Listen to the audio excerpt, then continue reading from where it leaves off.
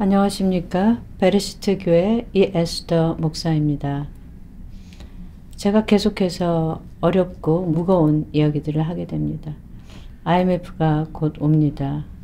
주님께서 말씀하셨습니다. 한국 경제가 반으로 축소될 것이고 그리고 그것이 적화 통일로 이르게 될 것이라고. 오늘 새벽에는 주님께서 한국 경제가 세상에서 가장 발전 속도가 느린, 가장 경제 상태가 안 좋은 그런 나라가 될 것이라고 하셨습니다. 그리고 지금 지표들이 나오고 있습니다. 한국이 다른 나라는 지금 이렇게 어렵지 않다고 합니다. 다른 나라들은 경제 성장을 하고 있고 미국은 뭐 아주 좋죠. 가장 좋은 그런 황금 시기를 구가하겠다라고 트럼프가 밝히고 있습니다. 그리고 그렇게 될 것입니다. 그런데 한국은 다른 나라들이 다 그런데 한국이 같이 안 좋으면 그렇게 큰 문제가 안 될 수 있지만 다른 나라들은 잘 나가고 있는데 한국만 안 좋다라는 것입니다. IMF에 대해서 얘기하면 어떤 분들은 외환보유고 4천억이 있기 때문에 괜찮다라고 하는데 그 뚜껑을 열어보면 전혀 그렇지 않다고 합니다. 연금을 깨서 그곳에서 500억 달러를 외환 방어를 위해서 쓰도록 법을 바꿔서 만들었는데 사실 연금은 그렇게 깨면 안 되는 그런 돈이죠. 그 피 같은 연금 500억 달러 중에 400억을 이미 써버렸다라는 것입니다. 그리고 지금 이 외환 보유고 4천억 이거를 갖다가 그대로 유지시키기 위해서 다른 많은 곳에 굉장히 큰 무리를 하고 있습니다. 경제가 안 좋지만 금리를 내리지 못하고 있습니다. 그래서 내수구는 아주 쪼그라들었고 그래서 사람들이 지금 이 중소기업을 하는 분들 아니면 자영업을 하는 분들은 정말 장사가 안 되죠. 나라가 멸망한 것 같다 이렇게 말하는 분들이 많이 있습니다.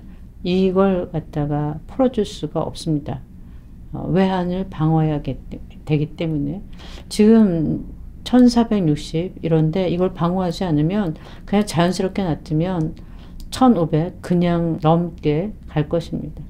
1500 넘게 가면 바로 IMF가 온다라고 봐야 되는 것이죠. IMF 상황이라고 봐야 되는 것입니다. 근데 이걸 억지로 누르면서 마치 이 큰 풍선, 바람이 잔뜩 든 풍선을 그것이 뜨지 못하게 계속해서 물속에 집어넣는, 그런데 그 풍선이 많은데 그걸 다 물속에 집어넣는, 근데 그것을 끊임없이 물속에 집어넣을 수 없기 때문에 그거 터질 수밖에 없는 그러한 상황이라고 합니다. 실제로 하나님께서 말씀하셨을 뿐 아니라 그것이 실제로 상황이 그렇다라는 것이에요. 그러니까 여러분들 잘 들으시고 정말 그런가 알아보시고 대처를 하시는 게 좋겠습니다. 언론은 믿지 마십시오. IMF 나기 전에도 여러 가지 징조가 있었지만 1997년에 그 언론에서 그런 걸 전혀 다루지 않았다고 합니다. 지금도 언론에서는 이런 부분을 전혀 다루지 않는다고 합니다. 62조의 돈을 한국은행이 찍어서 기업들의 모든 부채를 다 지금 갚아주고 있대요. 우량 기업뿐 아니라 불량 기업까지 다 부채를 갚아주는데 이게 아주 무서운 거죠. 왜냐하면 우량 기업, 불량 기업을 가릴 수가 없이 이 부채를 갚아주지 않으면 기업들 연쇄도산이 일어날 것이기 때문에 죽을 수밖에 없는 기업을 간신히 지금 살려놓고 있는 거예요. 그런데 그것이 계속 그럴 수가 없는 것이죠. 또 돈을 그렇게 찍어낸다고 우리나라가 무슨 미국같이 그런 패권을 가진 그런 국가의 돈도 아닌데 이거 우리나라 같은 나라는 이렇게 돈을 찍어내면 외국 기업들이 이제 우리나라의 주식을 사지 않고 여러 가지로 우리가 이게 나라가 어려워지죠. 그것들이 IMF로 가는 길들을 열고 있다라는 것입니다. 여러분들 제가 무슨 경제에 대해서도 많이 얘기하려면 여러분들 많은 얘기를 할 수 있지만 여러분들이 직접 연구해 보시고 직접 알아보십시오. 지금 우리나라 기업들이 얼마나 빠르게 해고를 하고 있는지 그것이 아주 절벽 떨어지듯이 마치 IMF나 무슨 특별한 일이 없는데 IMF급을 넘어선 그런 정말 환경 속에서 기업들이 일을 하고 있고 IMF급의 위기 가운데 우리나라가 있다라는 것이 IMF가 있지도 않은데 이런 상황인데 IMF가 오면 어떻게 될까요? 그리고 지금은 다시 회복할 수도 없습니다. 예전같이 열심히 일하지도 않아요. 그게 가장 큰 일입니다. 문재인 씨가 주 52시간 일하도록 그리고 최저임금 해놨죠. 그래서 지금은 아무리 회사가 어려워도 사람들은 칼퇴근을 해버립니다. 회사가 어려우면 같이 밤새도록 일을 하고 또 회사가 어려우면 사람들을 해고해갖고 조그맣게만 작은 규모로 만들어서 열심히 뛰어가지고 살려내야 되는데 해고도 할 수 없어요.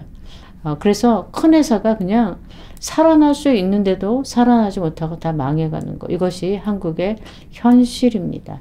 그런데 정말 이런 일들이 왜 일어날까요? 왜 하나님께서 이렇게 한국을 무섭게 갑자기 다루고 계시는 걸까요? 제가 여러분들에게 9월 25일 날 주님께서 우리나라에 앞으로 푸틴과 김정은의 굉장히 강력한 동맹이 이루어지고 푸틴이 이 땅에서 아주 강한 영향력을 가지게 될 것이고 내전이 일어날 것이다. 한국이 침략당하게 될 것이다. 두 번째, 윤석열 씨가 탄핵된다. 윤석열 대통령이 탄핵될 것이다. 세 번째, 경제가 폭망 수준으로 갈 것이다. 제가 9월 25일 날 주님의 이런 음성을 들었습니다. 정말 이 음성대로 그 시점부터 무섭게 빠르게 일어나고 있습니다. 제가 왜 이런 얘기를 할까요? 여러분들은 어떻게 해야지 될까요? 여러분들 앞에, 우리 앞에 두 가지 길이 있습니다. 하나는 하나님의 보호하심과 하나님의 그 축복 가운데 힘들고 어렵게 시작을 해도 결국 하나님께서 번성케 하시는 그런 길이 있고요. 또 하나는 내전 가운데 사망하거나 학살을 당하거나 두 가지 길이 있습니다. 여러분들이 제가 하는 말을 믿든 안 믿든 이렇게 평가하든 저렇게 평가하든 저를 가짜 선지자라고 말하든 제2의 홍해선이라고 말하든 저를 무시하든 그것은 여러분의 선택입니다. 여러분들이 저에 대한 반응, 제가 나누는 이 말에 대한 반응은 어떻게 하든지 그것은 여러분의 선택이라는 것입니다. 여러분들 아무 말이나 할 수 있습니다. 저를 비난할 수도 있고요. 비판할 수도 있고요. 저에게 제가 목사인데도 불구하고 평신도들이 정말 욕을 하는 수준으로 저에게 댓글들을 달더라고요. 여러분들이 그렇게 할 수가 있습니다. 여러분 자유의지가 있습니다. 그런데 여러분에게 없는 것이 있습니다. 여러분들의 반응에 대한 그 결과를 여러분이 선택할 수가 없습니다. 여러분들의 반응에 대한 결과는 여러분들이 거두게 될 것입니다. 제가 한 말이 만약에 정말 여호와의 말씀이라면 여러분들은 그 말을 무시하고 그 말에 저주를 퍼붓고 그 말을 대적한 것에 대한 그 결과를 책임지게 되실 것입니다. 제가 왜 이렇게 무섭게 말할까요? 그것이 진실이기 때문입니다. 하나님께서는 아모스서 3장 7절에 이런 약속을 주셨어요. 주 여호와께서는 자기의 비밀을 그의 종 선지자들에게 보이지 아니하시고는 결코 행하심이 없으시리라. 하나님께서 왜 제게 이런 앞날에 대한 말씀을 계시를 주셨을까요? 주 여호와께서는 자기의 비밀을 그의 종 선지자들에게 보이지 아니하시고는 결코 행하심이 없으시리라. 하나님께서 그의 종에게 반드시 말씀하신다라는 것입니다. 근데 하나님께서 그의 종에게 이 말씀하시는 것은 하나님의 뜻과 계획이 있기 때문이에요. 그냥 어떤 이거 무슨 사역을 하라고 말씀하시는 것도 아니고 여러분들을 놀리키라고 얘기하는 것도 아니고 여러분들을 사실 살려내라고 말씀하시는 것도 아닙니다. 하나님께서 이렇게 이런 어떤 우리나라 상황이나 사건에 대해서 이런 선지자적인 방식으로 말씀하시는 것은 단순한 정보 전달이 아니라 그 사건을 통해서 하나님께서 이루실 계획과 방향을 깨닫게 하려는 데 있습니다. 이런 사건이 우연히 일어나는 것이 아니고 하나님의 주권적인 그 선택과 허락하신 가운데 일어나는데 왜 하나님께서 이런 일들을 허락하시는가? 이런 것들을 여러분들이 깨닫고 돌이켜서 하나님께 순복하도록 하기 위한 그리고 또 이런 사건이 그냥 우연히 발생하시는 것이 아니고 하나님께서 허락하셨다는 것, 하나님께서 주권적인 선택을 지금 하고 계신다라는 하나님의 영광을 위한 증인으로 남기 위해서도 하나님께서 그 선지자들을 세우시는 것입니다. 그럼 하나님께서 우리에게 어떤 교훈을 주시는 걸까요? 가장 큰 건 회개하라는 것이죠. 이 나라가 이렇게 큰 어려움에 들어간 것은 우리나라가 회개할 죄가 있기 때문입니다. 그것은 무슨 여러 가지, 우리 목회자들이 여러 가지 죄에 대해서 여러분들이 생각하고 우리가 그런 것들을 말할 수가 있습니다. 그런데 하나님은 굉장히 자비하신 분이세요. 하나님께서 어떤 사건들을 말씀하시고 우리에게 회개하라고 할 때는 우리가 회개할 수 있는 어떤 죄가 있어요. 어떤 특정한 죄. 그 죄를 회개하고 돌이키면 하나님께서 다시 살 길을 열어주시겠다라고 하시는 것입니다. 그런데 그 회개를 하지 않죠. 회개를 하지 않고 그런 죄가 있다고 인정하지도 않고 그것이 죄라고 생각하지도 않습니다. 하나님께서 제게 주신 말씀들이 이루어지지 않는다면 여러분들은 이 말들을 다 무시하고 다 잊어버리고 저를 거짓 선지자라고 하셔도 됩니다. 제가 하나님께 들은 음성은 지금까지 다 이루어지고 있습니다. 그런데 어떻게 저를 거짓 선지자라고 하시겠습니까? 좀 기다려 보십시오. 여러분들이 정말 이 나라에 IMF가 오는지 전쟁이 일어나는지 좀 기다려 보십시오. 여러분들이 알게 되실 것입니다. 제가 정말 거짓 선지자인지 아닌지를. 하나님께서 이 대통령 탄핵 같은 이런 큰 정치적 사회적 사건, 전쟁, 그리고 경제적인 이 정도 수준의 IMF 수준의 폭망, 이런 것들은 허락하시는 이유가 있어요. 이때 하나님 우리에게 무엇을 요구하시는 걸까요? 이런 일들은 왜 일어나는 걸까요? 교회 성대들은 이런 것에 대해서 어떻게 반응해야 될까요? 또 여러분은 어떻게 반응해야 되고 어떻게 반응하시겠습니까? 이것이 정말 하나님의 음성이라면 그것이 누구를 통해서 오든 여러분들은 그 음성에 반응을 하셔야 됩니다. 어떻게 반응하시겠습니까? 여러분들이 반응에 따라서 그 결과가 사망과 그리고 학살, 고문, 아니면은 하나님의 보호하심과 하나님의 인도하심, 하나님의 도우심이 있을 것입니다. 또 더 나아가서 어떤 분들은 번성케도 하실 것입니다. 제가 하는 말들은 정말 하나님의 말씀과 일치할까요? 저는 어떤 근거에서 이런 말들을 할까요? 그리고 우리는 어떤 것들을 회개하고 돌이켜야 될까요? 하나님께서 제게 윤 대통령이 탄핵될 것뿐만 아니라 사실 8년 전에 박근혜 대통령이 탄핵될 때도 박근혜 대통령이 탄핵된다고 말씀하셨어요. 그것도 무슨 하나님께서 저에게 이렇게 말씀하셨는데 제가 여러분에게 알렸습니다. 우리나라가 앞으로 한 달 후면은 망하게 될 것입니다. 마타도라는 말씀을 주셨습니다. 어쨌든 거짓 풍문, 이스라엘과 유대인들에 대한 거짓 풍문을 퍼뜨린, 그리고 그것을 받아들이고 믿은 한국 교회의 죄를 하나님께서 물으셔서 한국 교회의 마타도이란 거짓 풍문으로 인한 그 나라에 위급한 상황이 있을 것이라고 말씀하셨습니다. 제가 여러분에게 하나님의 음성을 전했습니다. 그리고 한 달 후에 박근혜 대통령이 탄핵됐습니다. 그 거짓 풍문, 그것은 어떤 거짓 풍문이었습니까? 데이빗 차가 퍼뜨린 두 가지 책, 데이빗 차가 교회 팔아먹은 두 가지 책, 마지막 성도와 마지막 신호.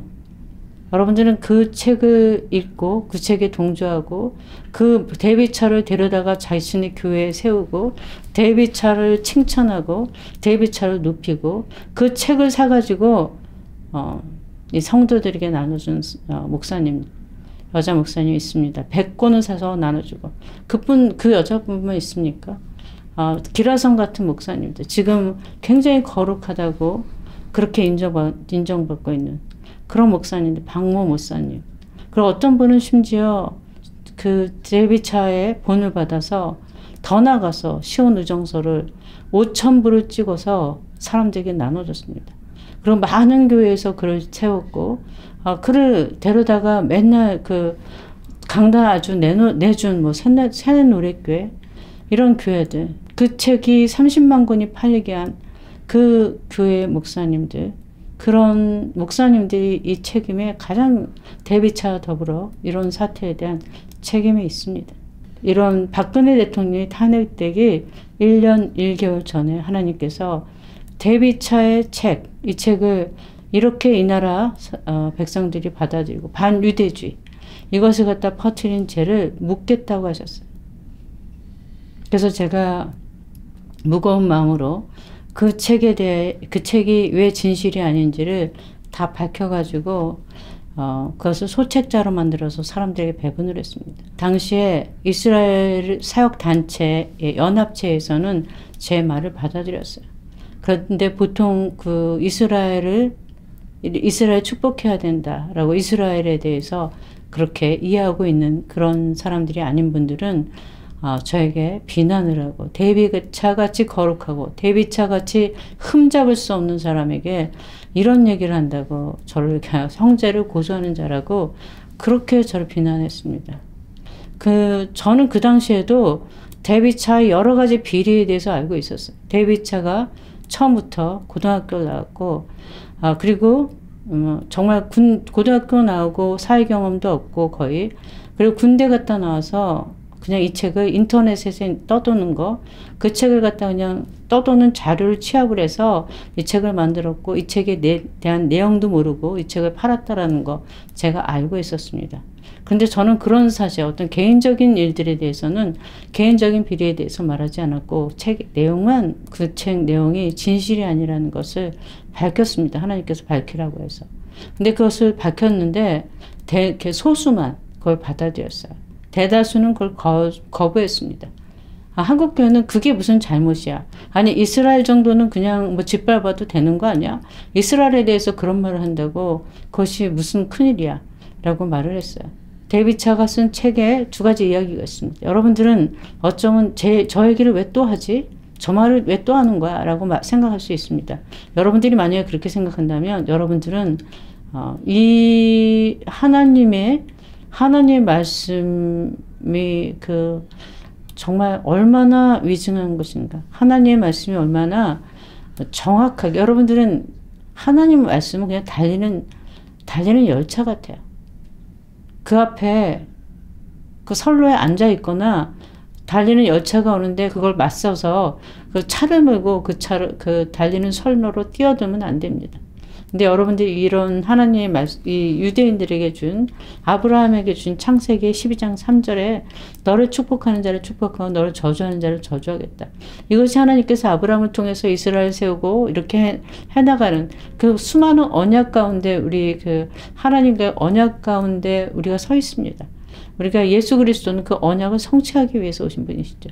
그런데 이 언약의 가장 기초되는 언약, 가장 처음 아브라함에게 주신 언약이 이 창세기 12장 3절의 말씀이 아니겠습니까? 널 축복하는 자를 내가 축복하고 너를 저주한 자를 내가 저주하겠다. 하나님께서 그 약속을 주셨어요.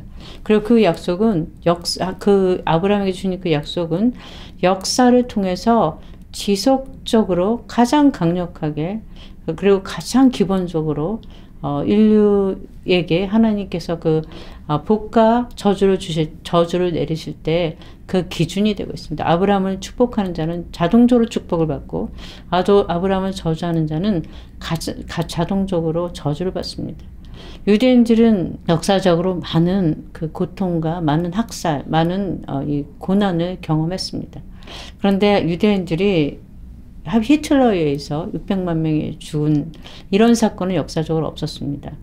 이렇게 유대인들이 600만 명이 죽어가게 한 그 원인을 역사학자들이 다 조사해 봤더니 시온 의정서라는 문서를, 그 가짜 문서를 기독교인이 92%였던 독일이란 국가에서 다 믿었다라는 거예요. 그랬더니 그 기독교인들이 그 책에 대한 소문을 듣고 그 책을 믿고 받아들였더니 히틀러가 자기들 가운데 수백 년 동안 살아온, 자기들과 함께 군대도 가고 동고동락을 했던 유대인들이 학살을 당할 때 그 독일 그 기독교인들이, 그 훌륭한 기독교인들이 유대인들이 죽어가는 것을 그대로 수수방관하고 방조하고 함께 했다라는 것이에요. 그래, 이렇게 풍문이 무섭습니다. 이렇게 작은 것 같지만 이런 책들, 이런 소문들, 이런 글들이 얼마나 이렇게 무서운 결과를 가져오는지 모릅니다. 바로 그 시온 의정서, 그것이 데이비차가 그의 마지막 신호에 그 시온 의정서가 사실이다라는 그런 내용을 담고 있어요. 그리고 이런 책이 한국에 30만 권이 팔렸습니다. 마지막 신호와 마지막 성도.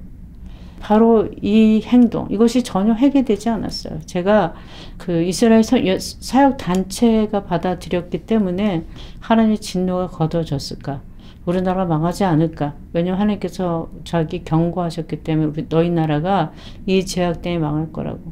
저는 정말 두려운 마음으로 있었는데 그런 말씀을 주신 1년 1개월 후에, 그러니까 트럼프가 대통령이 된 시점에 하나님께서 제게 말씀하셨어요. 한 1년쯤 되는 시점입니다. 이젠 너희 나라 차례다. 이제 너희 나라가 망할 것이다. 마타도 너희가 유대인들에 대해서 거짓 풍문을 퍼뜨렸는데 이제는 너희 나라가 거짓 풍문으로 망할 것이다.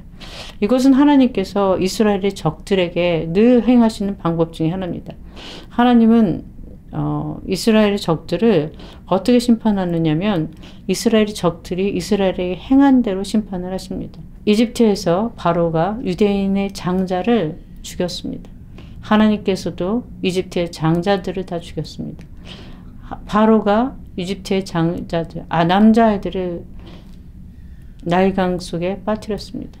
하나님께서도 이집트의 장정들을, 이집트의 군대를 다 홍해에 수장시켰습니다. 그래서 하나님께서는 저들이 너희들에게 한 대로 내가 그들에게 행하리라 라고 성경에서 계속 말씀하십니다. 왜냐하면 이런 사태가 일어난 것은 너희들이 유대인들에게 한 그 죄 때문이다라는 것을 드러내시기 위해서, 이것이 우연히 일어난 일이 아니다. 이것이 왜 일어났느냐 분명하게 보여주시기 위해서 같은 방법을 선택하시는 것이에요. 한국 교회가 정말 눈 하나 깜짝하지 않고 시온 의정서라는 가장 부악한 반유대주의 문서, 이것은 이스라엘에서 홀로코스트 기념 박물관에 초입에 들어갈 때 이런 설명을 합니다. 유대인들은 수없이 많은 박해를 받았지만 이 히틀러 학살같이 인종적인 그런 청소를 당한 적은 없다. 근데 이 인종적인 청소가 왜 일어났느냐 연구해 보니까 시온 의정서가 진짜라고 믿는 사람들 때문이었다. 이것이 그런 악서예요. 그래서 이 악서는 어떤 국가에서는 출간하는 것도 금지되어 있습니다. 그런데 지금 그것이 미국이나 유럽에서 교회에서 이걸 갖다가 이런 책들을 팔고 읽고 이런 강사를 초청을 한다? 절대 있을 수가 없는 일이에요. 그런데 한국에서는 정말 아무런 여과 없이 그런 일들이 일어났고 목사님들은 하나도 검증도 하지 않고 대비차를 데려다 세웠습니다. 제가 어느 중견교회, 한 5,000명이 다니는 중견교회, 그 교회 목사님이 시온 의정서를 5,000부를 복사해서 사람들에게 나눠줬다라는 거예요. 시온 의정서만.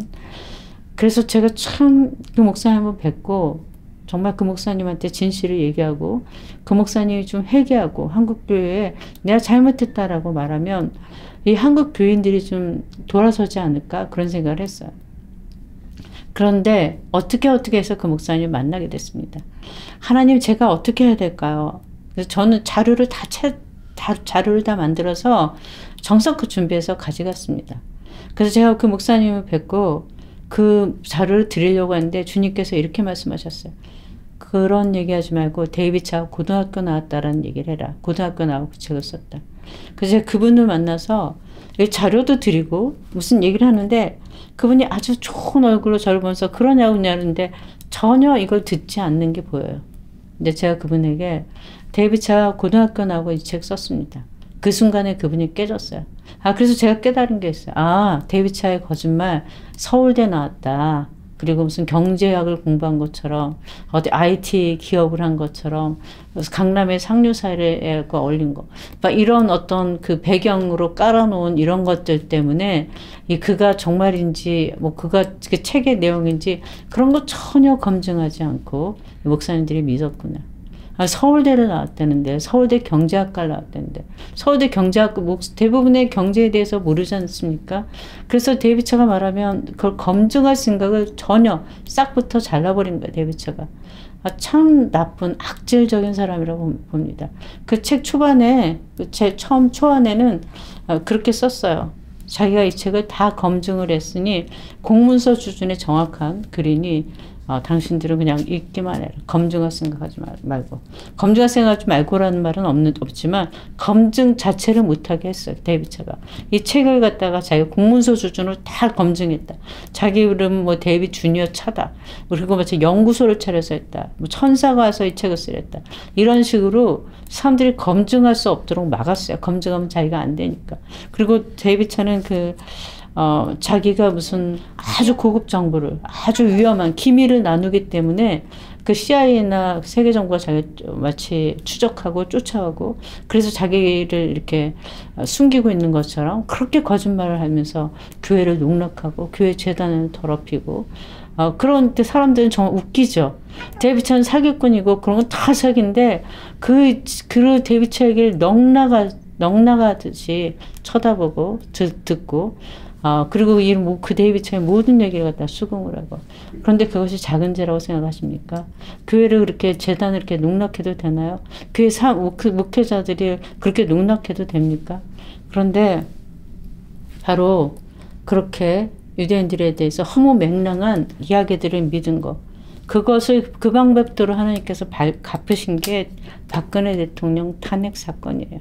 그리고 문재인 씨가 들어왔을 때 대통령이 됐을 때는 하나님께서 제게 문재인 씨가 앞으로 어떻게 할 건지 문재인 씨가 취임하던 때 저는 그때 미국에 있었고 한국 뉴스를 듣지 못했고 제 폰이 고장나서 전화가 고장나서 아무것도 한국 접촉하지 않고 했을 때 제가 기도만 하면 전작권 한수를 말했어요. 그게 무슨 얘기인가 어렴풋이 알긴 하는데 정확한 내용이 뭔지 제가 아주 몰랐는데 전시 작전권 환수.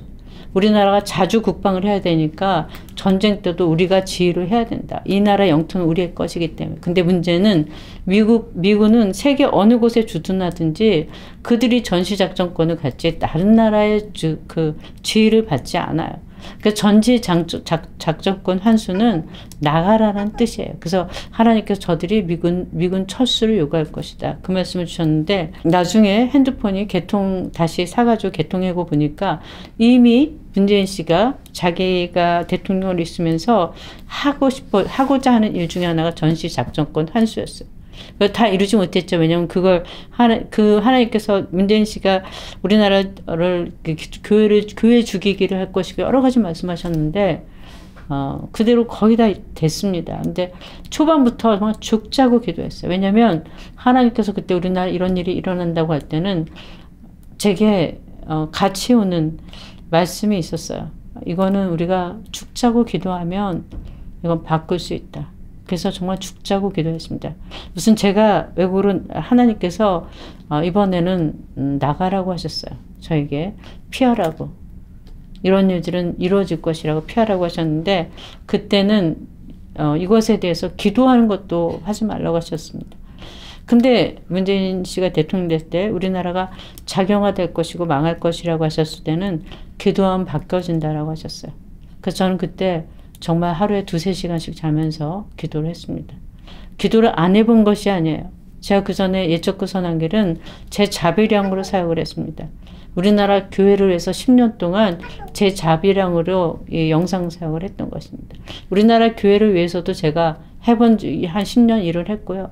이 나라를 살리기 위해서 중보기도도 5년 했습니다. 안 해본 것이 아닙니다. 그것들이 얼마나 어려운 것인지를 저는 알고 있습니다. 나라를 살릴 만큼 기도하는 거 얼마나 열심히 해야 되는지 뼈를 깎아내야 되는지 생명을 다 바쳐야 되는지 저는 알고 있었어요. 해봤으니까. 근데 하나님께서 문재인 씨가 대통령 됐을 때 너가 이스라엘을 위해서 먼저 기도하고 너희 나라를 기도하면 내가 너희 나라 일을 기도하면 듣겠다라고 하셨어요. 그래서 저하고 기도하시는 분들은 다 압니다.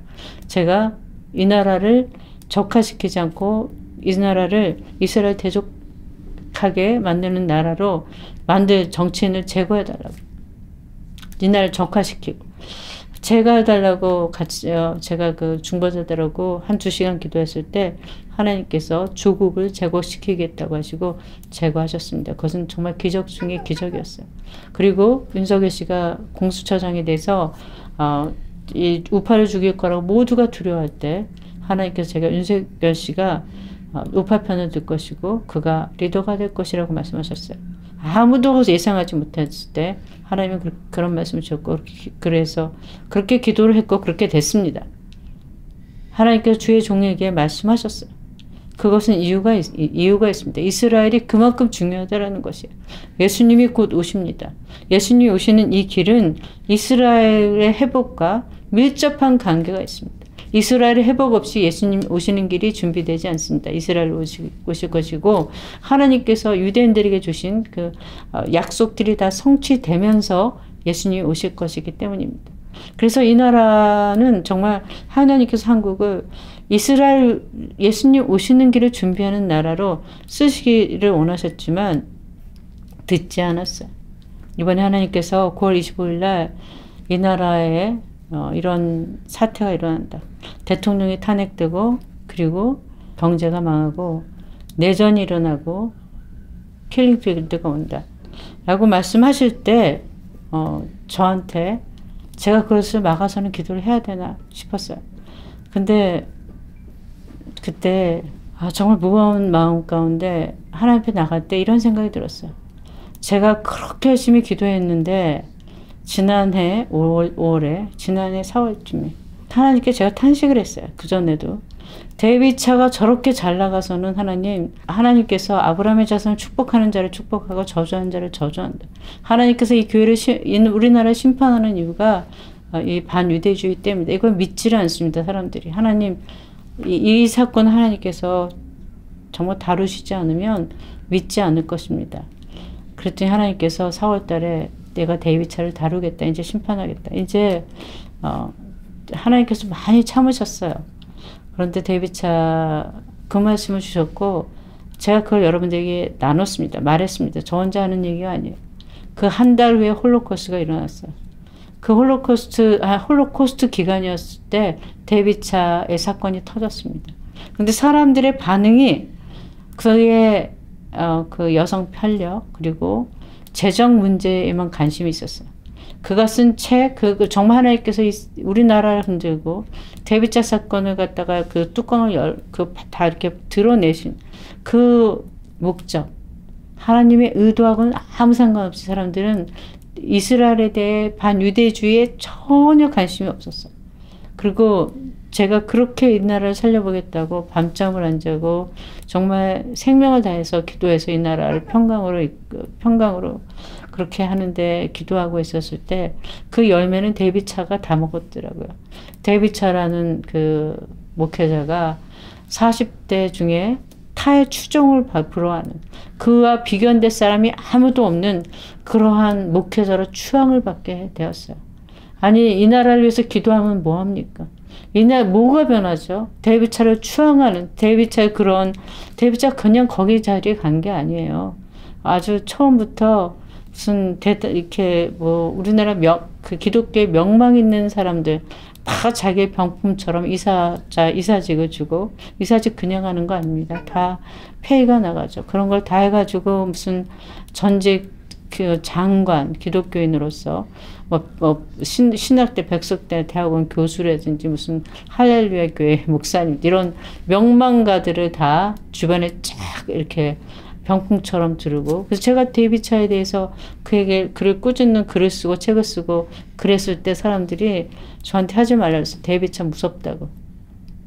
데이비차 저는 못 건드렸죠. 그건 하나님께서 보호하셨기 때문입니다. 그리고 제가 제가 한 말들이 사실이니까 저에 대해서 언급하거나 싸워봤자 자기한테 유리할 게 없으니까 저에게 그렇게 하지 못했고 제가 데이비차에게 책을 절판시킨 것도 데이비차에게 약속을 받아냈어요. 그냥 물러난 게 아니라 책을 절판시키겠다 마지막 신호. 그리고 강의하지 않겠다. 이거에 대해서 더 이상 언급하지 않겠다. 그렇게 자기가 내린 결정이 아니에요. 그렇지만 하나도 거둬들인 게 없습니다. 정말 회개한 것도 없고 그를 초청하거나 이랬던 목사님들이 정말 회개하는 분이 한 분도 없고 그를 키워준 사람도 그러고 그를 방패막이를 해서 그렇게 한국의 최고의 목회자로 만들어진 목회자들 아무도 회개한 사람이 없습니다. 뭐가 변했죠? 문재인 씨가 대통령 됐을 때 제게 보여준 게 있어요. 하나님께서. 그 당시에 그 한강 대행이 교회 좀 살려보겠다고 교회 목사님들 만나면 문재인 씨는 이낙연 씨를 보내더라고요. 그래서 전혀 움직이면 꼼짝하면 안 된다. 보수를 편들면 안 된다. 이런 정치 상황 말하면 안 된다. 공산주의 비난하면 안 된다. 아무것도 못하게 하고 주님께서 그때 그 책에 그런 말씀을 주셨어요. 우리나라의 그 대형 교회들이 이제는 다 전라도나 호남 출신을 다 장로를, 좌파를 다 장로를 세울 것이다. 그렇게 됐다라는 거야. 그래서 목사님들이 말 한마디 못하게 재갈을 물렸고, 그리고 그 후에로도 이슬이 여러 가지 경로로 어떤 이 좌파의 도움을 받아서 무슨 정보 같은 거 가지고 뭐 여러 가지로 해서 이들이 굉장히 자산을 많이 갖게 됐대요. 이 100억대 막 부자가 돼서 이제는 떵떵거리면서 교회를 정말 이제는 세련되게 교회의 권력을 잡고 있기 때문에 목회자들이 말을 못하고. 그래서 지금 대형교회가 말을 합니까? 이런저런 이유로 전혀 말을 하지 못해요. 대형교회 목사님들이. 교회가 죽었죠. 듣지도. 하나님께서 말씀을 주시면 그것이 정말 나의 유불리하고 아무 상관없이 사람들이 듣기를 원하든 원하지 않든 그 말을 해야지, 순복해야지 그 다음 말씀을 주시는데, 그 말씀을 주면 사람들 눈치 보고 안 하고 유불리에 따라서 하지 않으면 다시 말씀을 주시지 않습니다. 이렇게 대형교회가 죽고, 이렇게 교회들이 이렇게 전혀, 그리고 또 정말 이스라엘 선교한다는 단체들조차 박근혜 대통령이 탄핵됐을 때 데이비차를 데려다가 이런 사건의 원인 제공자를 데려다가 그 회개 집회에 세우고, 그리고 그 다음에도 뭐 지금 그 데이비차를 초청해서 강단에 세우지 않은 이런 뭐 기도회가 어디 있습니까? 데이비차를 심지어 나중에는 이스라엘 선교 단체에서 그가 그런 책을 썼고 그 책의 내용이 그런 건 줄 알면서도 데이비차가 오면 젊은이들이 온다고 자기네들이 강단에 세워서 스피커로 만들어주고. 그러니까요, 창세기 12장 3절의 말씀처럼 이스라엘 축복하는 자를 축복하고 저주하는 자를 저주하고, 그 이스라엘에게 행한 대로 그렇게 그 행함을 받는데 10배, 20배, 10배, 100배, 1000배로 받을 수가 있는 것이죠. 제가 그냥 그 이스라엘을 위한 그 기도 모임 할 때 데릭 프린스 목사님의 말씀대로 기도를 했어요. 그 기도문 중에 하나가 이런 거가 있습니다. 시편 129편 5절 6절. 시온을 미워하는 자들은 다 물러가서 수치를 당할지어다. 그들은 지붕의 풀과 같을지어다. 그것은 자라기 전에 마르는 것이라. 이렇게 계속 선포를 했어요. 시온을 미워하는 자들이 이 땅에서 말라지도록. 그때 나라가 망했어요. 나라가 시온을, 교회가 이렇게 반유대 주려고 전혀 회개하지 않는데, 이것을 전혀 죄라고 생각하지 않고 웃어요. 아니, 전혀 인정하지 않습니다. 여러분들 중에서도 이런 말씀, 이 하나님의 말씀에 대해서 어떻게 반응할 것인가에 따라서 여러분들의 인생의 경로가, 여러분들의 삶의 열매가 달라질 것입니다. 여러분들이 이 말을 받아들일 수도 있고 안 받아들일 수도 있고, 여러분의 반응은 여러분의 개인적인 자유의지에 달려 있습니다. 그렇지만 그 결과는 여러분의 자유의지를 선택할 수 있는 것이 아니에요. 그 결과는 이미 정해져 있습니다. 아브라함의 자손을 축복하는 자는 축복받을 것이고 저주하는 자는 저주를 받을 것입니다. 이것이 하나님의 말씀일진데 제가 하는 것이 성경과 부합하고 이것이 여호와의 말씀일진데, 여호와께서 저를 선지자적으로 기름을 부으시고 소명을 주시고 이런 말씀을 선포하도록 하셨다면 이 말씀들은 다 이루어질 것이고 제가 오늘 선포한 대로 그대로 될 것입니다. 네, 하나님께서 이 나라를 기뻐하지 않습니다. 여러분들을 기뻐하지 않습니다. 우리를 기뻐하지 않습니다. 하나님께서 우리를 뭐 살려주고 싶어서 제발 나가라라고 사정하지 않습니다. 여러분들이 사정을 하셔야 돼요. 제가 벌써 한국에 킬링필드가 온다라고 그렇게 여러분들에게 말한 지, 하나님 말씀 나눈 지 6개월이 지났습니다. 6개월 전에 그렇게 말씀하셨어요. 킬링필드가 온다. 지금 자산을 팔아서 나가면 자산도 구하고 목숨도 구하지만 이제 자산 팔기가 점점 힘들어질 것이다. 벌써 힘들죠. 이제 IMF가 나면 더 팔기 힘들 것입니다. 전쟁이 나면 그런 정보가 있습니다. 8살에서 45살까지 남자는 외국에 나갈 수가 없대요. 그리고 모든 공항은 폐쇄되고 항구도 폐쇄된다고 합니다. 베트남에서는 400만 명의 보트 피플이 있었습니다. 근데 저는 한국에서는 보트피플이 있을 것 같지 않아요. 앞으로 다가오는 이런 내전 가운데는 그렇게 사람들이 바다로 도망가도록 그만큼 해줄 그런 어떤 자비한 정권도 아니고요. 다 오는 정권은. 그리고 정말 기도 많이 해야지 그런 일들이 일어날 것입니다. 그리고 홍콩 같이 되지도 않을 거야. 한국은. 하나님께서 킬링필드 캄보디아 같이 된다고 하셨어요. 홍콩은 중국과 같이 그래도 뭐 무역은 뭐 많은 그래도 뭐 자유가 있잖아. 다른 뭐 미국에 비해서 없는 거지. 북한 같지는 않지만 우리는 지금 북한의 침략을 당하게 될 거야. 가장 악한 정권의 침략을 당하게 될 것입니다. 저는 이런 일들이 굉장히 끔찍합니다. 근데 더 끔찍한 건 이런 현실이 다가오는데도 경고를 전혀 받아들이지 않고 대비하지 않고 저에게 오히려 욕을 하고 달려들고 저를 무시하고 이 말 정말 하나님 말씀 뭘 한마디 그 우리나라에서 일어나는 이런 사건 10년 안에 일어나는 이 사건에 대해서 한 번도 들어본 적이 없고 그런 분들이 도대체 이렇게 아무것도 들어본 적이 없는 분들이 그래서 뭐 한 달 전만 해도 이런 얘기를 하면 긍정적으로 생각을 해야지 이런 부정적인 얘기를 하면 되느냐 이런 식으로 말했던 분들이 이제 갑자기 윤 대통령이 이 계엄을 내리고 탄핵되는 이 국면에 들어서니까 갑자기 바꿔졌어요. 그런 분들은 또 윤 대통령이 영웅이라고 합니다. 하나님께서도 영웅이라고 할까요? 김건희 여사가 무속 정치를 한 게 사실이 아닙니까? 명태균이 건진법사 무슨 법사들 끼고 이런 계속해서 그들을 통해서 조언을 듣고 나를 받고 이런 식으로 해서 정치를 한 것이 사실이 아닙니까? 대통령 주치의가 성형외과입니다. 대통령 주치의는 대통령이 유사시에 쓰러져 있고 뭐 생명을 살려야 하기 때문에 양방 한방을 다 알고 대통령을 살려낼 수 있는 그런 사람을 대통령 주치의로 세우는데 어떻게 성형외과 의를 주치의로 세웁니까? 그 부부간에 누가 우위고 누가 더 영향력이 있는 거예요. 하나님께서 뭐를 더 진노하실까요? 선거 제도 분명히 잘못된 데가 있을 거예요. 감사를 받지 않는다는 거 잘못됐습니다. 그런데 그게 선거 제도가 그렇게 다 정말 지금 그것 때문에 계엄을 일으켜야 될 만큼 잘못됐다면, 그것 때문에 총선에 졌다면, 어떻게 윤석열 대통령이 됐겠어요? 선거에서 이겼잖아요.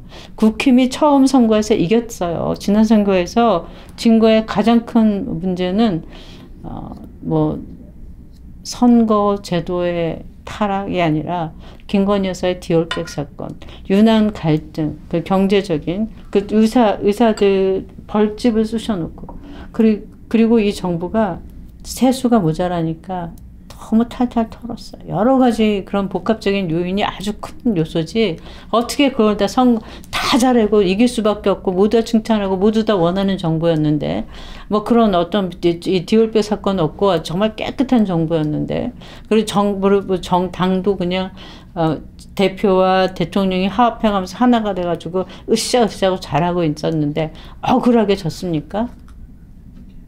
그런데도 선거제도 유튜버들이 하는 말 교회가 똑같이 따라하고, 물론 안타깝죠. 그리고 윤 대통령이 민주주의에는 신념이 있는 거 인정합니다. 그렇지만 많은 정책 실수를 했고, 김건희 여사가 굉장히 가져서는 안 될 강한 권력을 가졌을 뿐 아니라 주술사들, 무속 정치를 했다라는 거, 무당들, 이런 사람들한테 컨설팅 받으면서 그들의 얘기를 따라서 정치했다는 이것도 사실입니다. 어떤 죄가 하나님께서 보시기에 더 나쁠까요? 지금 윤 대통령이 대통령이 되고 다 되면 이게 모두가 잘 될까요? 안타깝습니다.